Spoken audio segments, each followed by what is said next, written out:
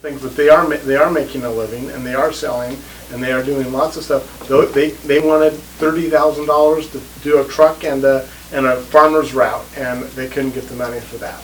And it's like, that's where you invest your money and you help those out, not $180 million on oil. I agree that you do need to help, as I said earlier, small businesses. And I've been involved in agriculture in Columbia County for 67 years. We've raised a lot of different crops. There are a lot of variabilities in weather here. It's hard to get a crop in. It's hard to get a crop out because of the weather. But we do have a growing berry industry that has come to the Clatskanie area, and I think that we may have some more crops that come in. But it's a very, if you've never grown a crop or never been very directly involved in agriculture, you have an idealistic idea of romping through the fields on a summer day, rather than getting your boots stuck in the mud as you're romping through the fields and leaving your boots behind and being barefoot. I think also, and I have investigated this, growing the crops that are needed for biofuels, arrowgrass, corn. Corn is pretty tough to grow in Columbia County, other than for silage. Arrowgrass is probably impossible to grow successfully in Columbia County, but there may be some others. We used to have lots of truck gardens. We used to have Steinfeld's pickles right here, but because of changing economics, those things have disappeared. I do think we might be able to bring some additional agriculture, some crops that garden crops, farm gardens, because they're being pushed out of Multnomah County and Washington County, and we are near enough that we can take advantage of those things. There are also some different techniques that we can begin using. There's an aquaponics business here that is teaching people how to raise crops for their families. The hydroponics, these are things that we know about, but we haven't really utilized until now, and maybe it's time. So doing the same thing every day, every month, every election cycle, and expecting a different result is the definition of insanity. Precisely. So the county must be insane. I've only had a business up here since 2004, and I'm beginning to think we're a little insane. Yeah.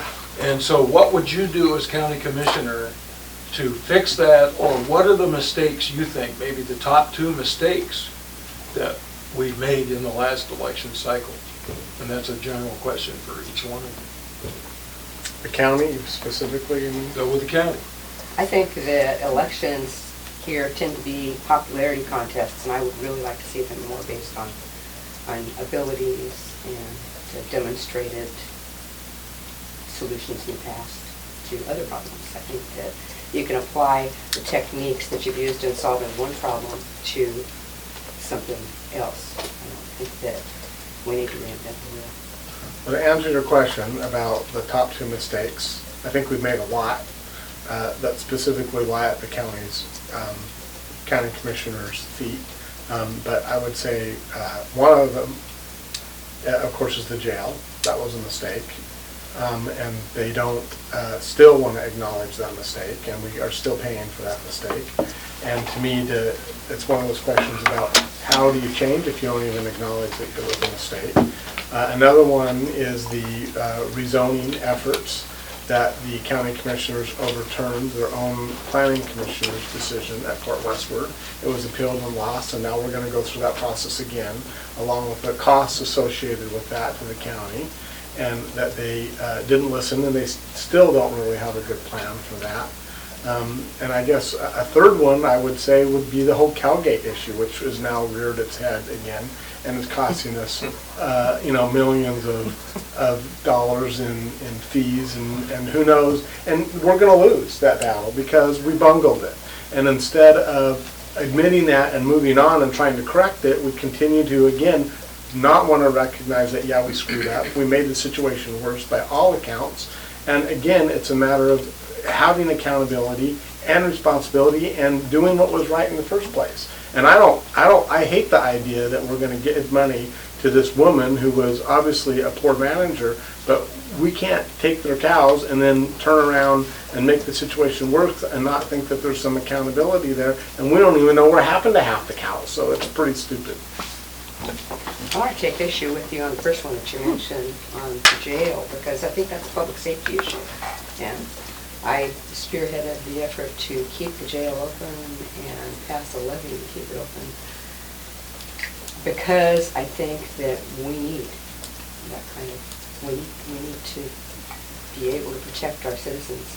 I think it is money wisely spent, and the oversight committee that has been meeting ever since the jail levy agrees. They have issued a report. I don't know how you would know that, because you've never been to one of them. They haven't, because I know a number of members of the committee have talked to them. No, well, I've been to every jail committee meeting, and that's not what they've done, and they haven't done any of what you just said. They've issued a report. I have a copy of that report, which I had to file a Freedom of Information Act to get after asking them 3 times in a row for it, and finally they gave it to me, and the report doesn't say any of that. The report talks again about part of the problem of what was a jail. The issue with the jail is it was built too big for our needs, period. And it's continued to be an issue for me, not just when they're running and asking for money. It's probably been a big issue that I've probably been pretty vocal about on the jail. And not telling the truth about the situation that's happening at the jail isn't going to solve the problem. And the jail committee has done zero about looking at funding issues, nothing. It's taken them 3 years, almost 3 years, just to come up and try and tell you what a federal prisoner costs. And they came out with the stupid idea that it costs $9 to house a federal prisoner, which is absurd. One thing I would say, Ray, though, like, if we admit that the jail was built too big in the first place, and I think we could say, like, kind of going back, there may have been administrations that were looking at the potential for long-term federal revenue, and that all changed after 2001. And I would really like to hear that. But given the situation we're in today, where the jail does exist, and there is a need to figure out some kind of operational funding for that.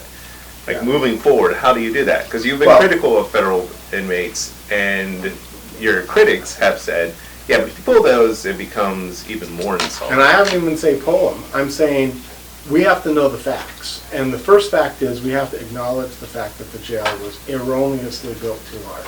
And we don't even want to admit that. How does that solve the problem if we admit because that? if you don't understand what happened, then you don't understand what you're going to correct it. And in fact, it wasn't very many years ago, it was in the late 90s, well actually early 2000s, that they wanted to make the jail even bigger.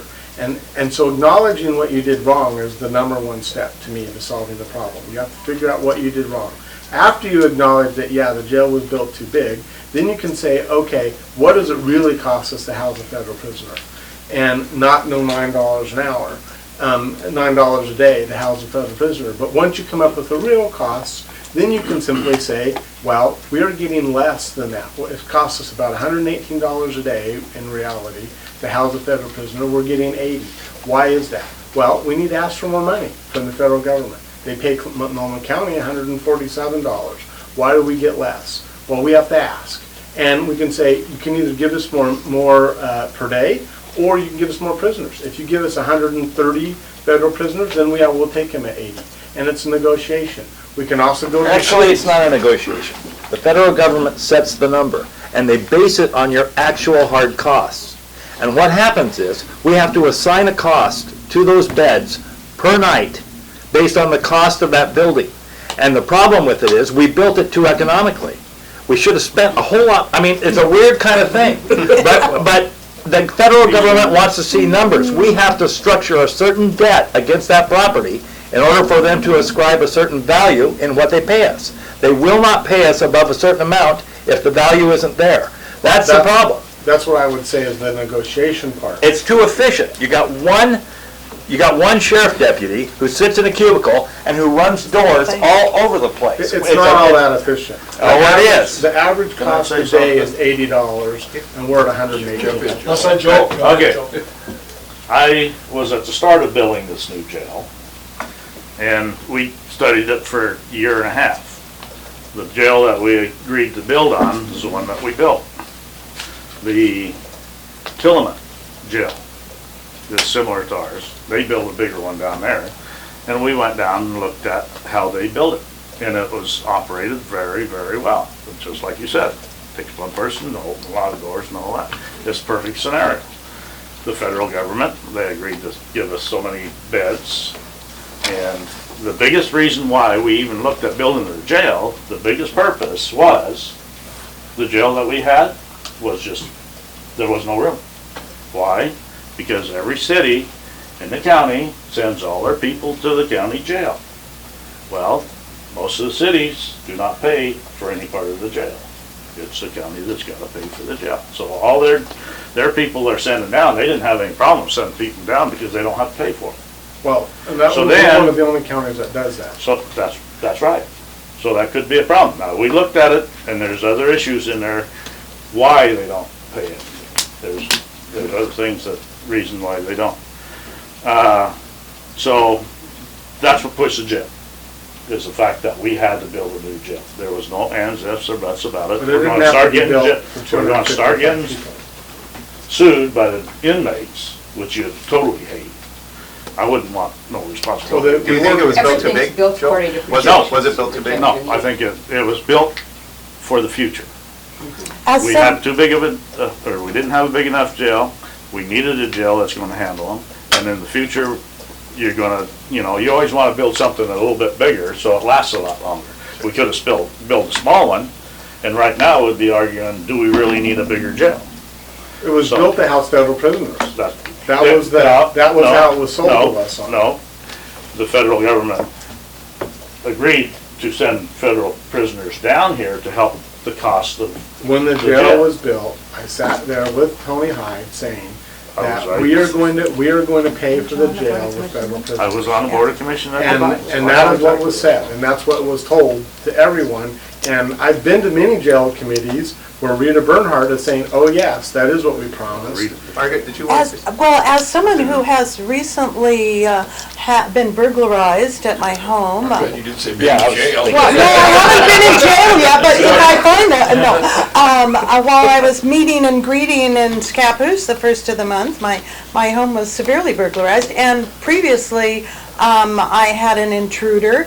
I don't think the jail maybe was big enough because they didn't keep those people there.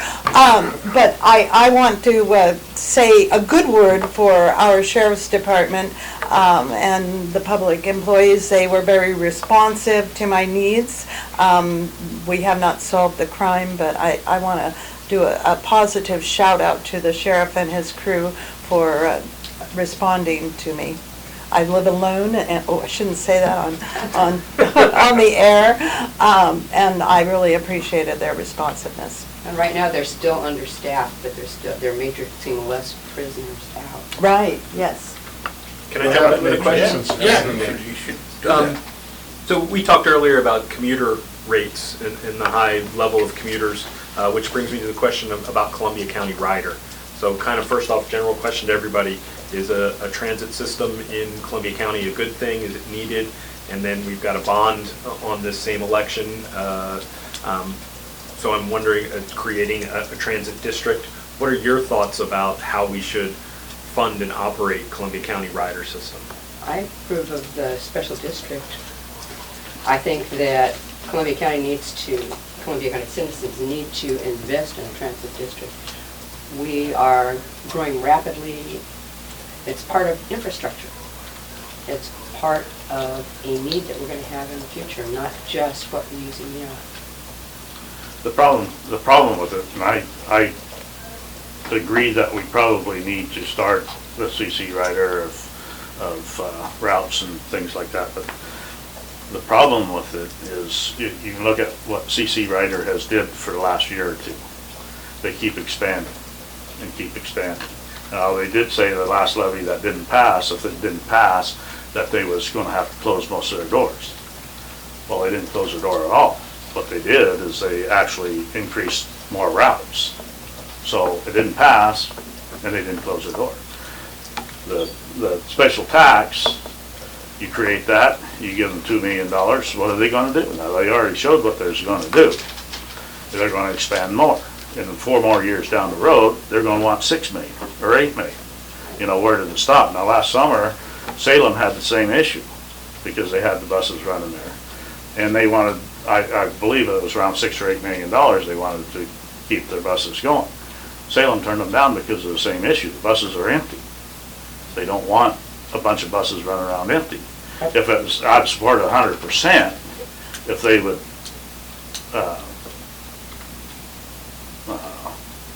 run it actually like a business and consolidate down to the routes that they're doing, and people would probably more be apt to fund them if they was working as a business, you know, trying to build it along, you know, grow as they go along and make their funds. And then they need assistance on it.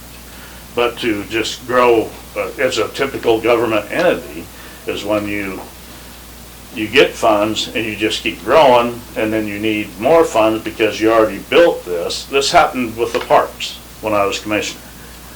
The parks manager took the timber from Camp Wilkerson, and he took timber, logged it, built this whole great parks. He did a great job on building the parks. They was really nice parks. He built bathrooms in them and everything else. But by the time the timber was gone, he had a $400,000 a year budget for his crew. And he's bringing in like $75,000 a year. So now all of a sudden they need to be funded. Well, that's the same type of thing that the CC Rider is doing. If they grow little by little, then people would support it. I think it is a good thing. I don't think that CC Rider has had stable funding at all up until this point. They've been largely grant funded and dependent on what they get from But they still know municipalities it. and grants. Any business, you experiment to see what works and what. I think they have to do the same thing with ridership to find out where the audience is for it, where the people are that are going to need it.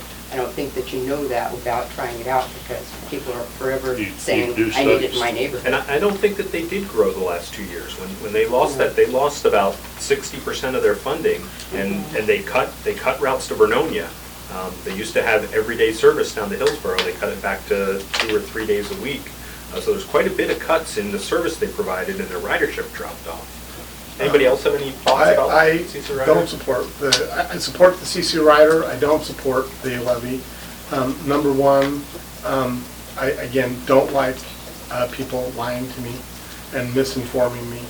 And the CC Rider people are actively promoting the levy to support seniors and veterans. Those services are not going to be paid for mainly by the levy.